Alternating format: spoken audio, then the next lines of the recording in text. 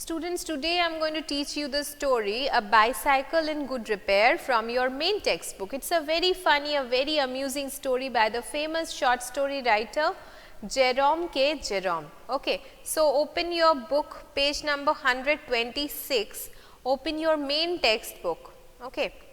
And I am just giving you a little bit of time for opening the book.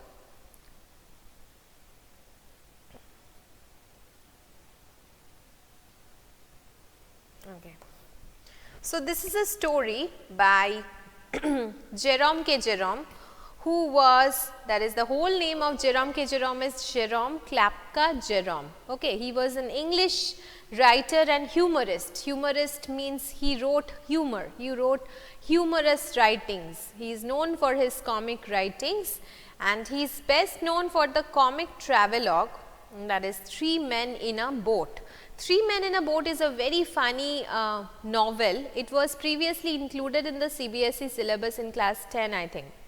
Now, it is not there anymore in our school, but anyway, it is a very amusing novel, and if you read that novel, you will find the beautiful style with which Jerome Jerome writes. Okay. And this story, A Bicycle in Good Repair, is also a very famous writing by. Okay.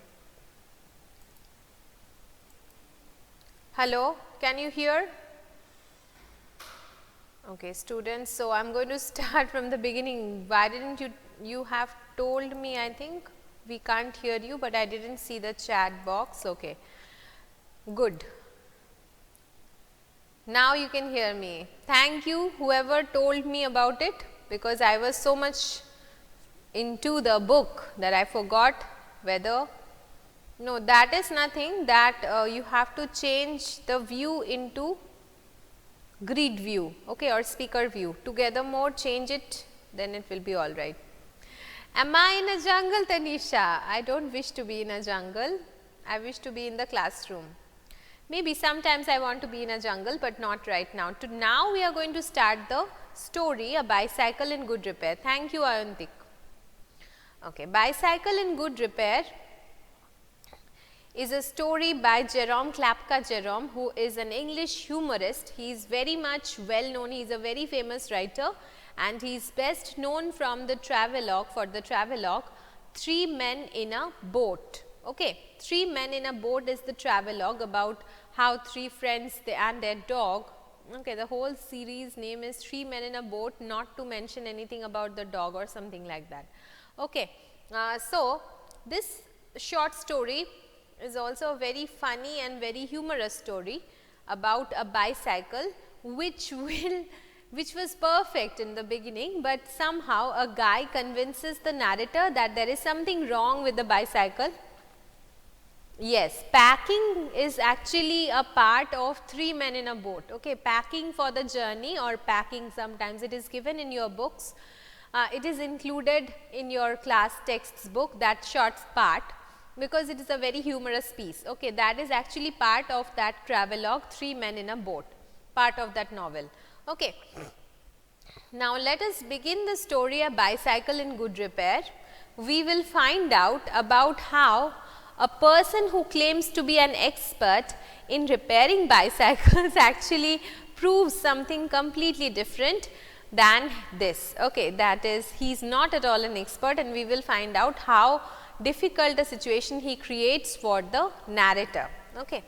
Let us begin the story, A Bicycle in Good Repair, from your main textbook, page number 126. A man I knew proposed one evening we should go for a long bicycle ride together on the following day, and I agreed. I got up early for me. I made an effort and was pleased with myself. Okay, in this two lines itself there is a humor. A man I knew proposed one evening we should go for a long bicycle ride. So, a person who was my acquaintance, maybe a friend, we are not sure if that person was a friend or simply an acquaintance of the narrator, but that man somehow convinced the narrator that they should go for a long bicycle ride. The narrator was okay with it. Okay, he liked it, fine. The next morning he got up early. for me. Okay, that is, or by his standards he got up really early and he made an effort actually to be ready at the correct time. He came half an hour late. I was waiting for him in the garden. Okay, so he came half an hour late. The man was supposed to come in the right time, but he came late, and the narrator was waiting for him in the garden. It was a lovely day.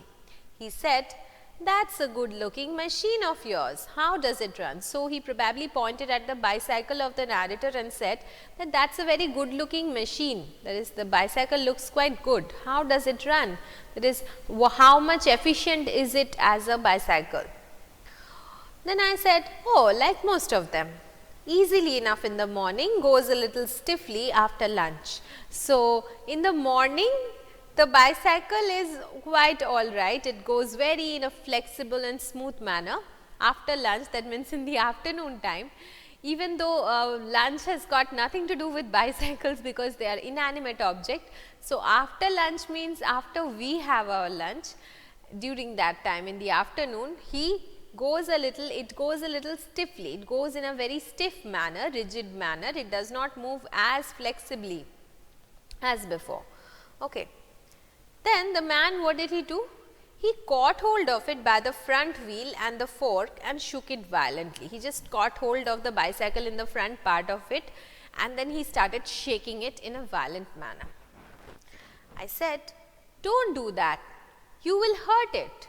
Why are you doing that? You will hurt my bicycle." Now suppose your friend comes over to your house and asks you, "How does your bicycle run?" And you said, "It's okay. It's quite good." And then the friend suddenly starts shaking your bicycle. Won't you be angry? Okay. So this man also probably felt the same way. I did not see why he should shake it. It had not done anything to him. This, my bicycle has not harmed him in any manner. Why should he shake it? Besides, if it wanted shaking, that is, if the bicycle wanted shaking, I was the proper person to shake it. Okay, that is, if the bicycle required to be shook, then I was the person who should shake it because I was the owner of the bicycle. I felt much as I should had he started whacking my dog. Whacking means beating. Okay. So I felt as hurt, as insulted, and also I felt as bad as I would have felt if he had hit or if he had beaten my dog. Okay. So he felt as much bad about him shaking the bicycle. He said, "This front wheel wobbles." So that man has he really doesn't care about what the narrator is telling him, but he is just continuing on his ridiculous actions. Okay. So he's as if checking the bicycle, he is trying to show as if he is a pro in that area, and then he says, "This front wheel wobbles." Wobbles means move unsteadily.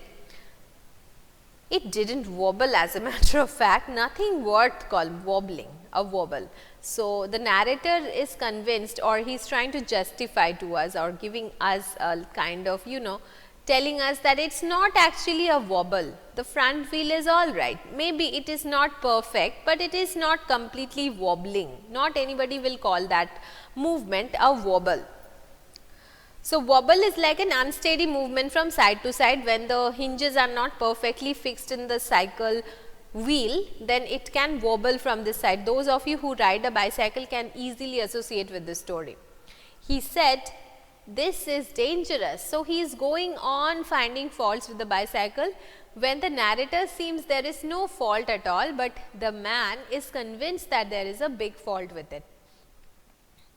"This is dangerous." That is, this position of the bicycle is dangerous for you. "Have you got a hammer?" I ought to have been firm. But I thought that perhaps, that is, in hindsight, he is thinking back to that moment that when this man told him that, "Do you have a hammer?" I should have been firm. I should have been very strong and bold and resolutely tell him that this is none of your business. You shouldn't care about my bicycle.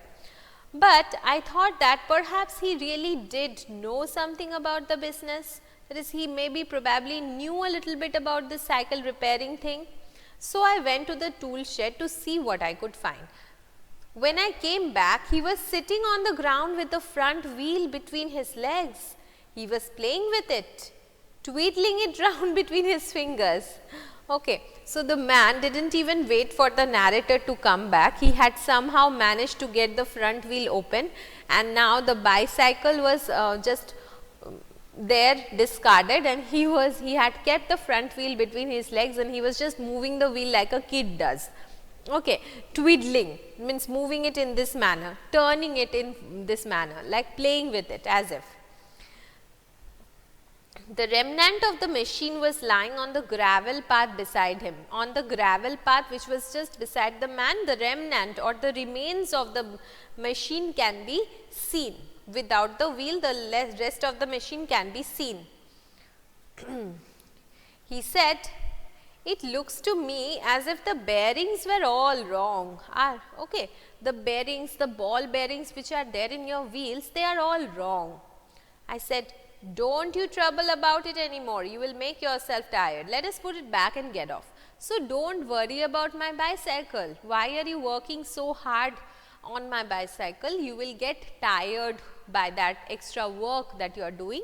Let's just put the wheel back properly and let's get going on our long bicycle ride." He said, "We may as well see what is the matter with it now it is out." He talked as though it had dropped out by accident. Before I could stop him, he had unscrewed something somewhere, and out rolled all over the path some dozen or so little balls. So he said that we might as well find out what the matter is with the bicycle, since we have already taken the wheel out.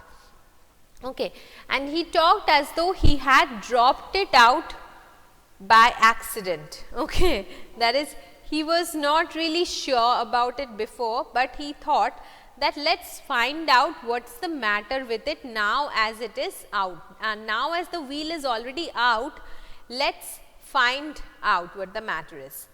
Before I could stop him, he had unscrewed something somewhere. So maybe he had taken the toolbox from the narrator, he had started doing something with the wheel, and somehow he had unscrewed something in the wheel, and out rolled the path some dozen or so little balls. Those small ball bearings which are there in the wheel spoke of the wheels, can you understand? Those things he took it out. Okay. "Catch them," he shouted, "catch them, we mustn't lose any of them." He was quite excited about them. Okay. So like you shouldn't lose so many tiny balls, tiny metal balls were in all over the garden, and then he started shouting that catch those balls, we shouldn't lose even one of them. We grovelled round for half an hour and found 16. He said he hoped we had got them all, because if not, it would make a serious difference to the machine.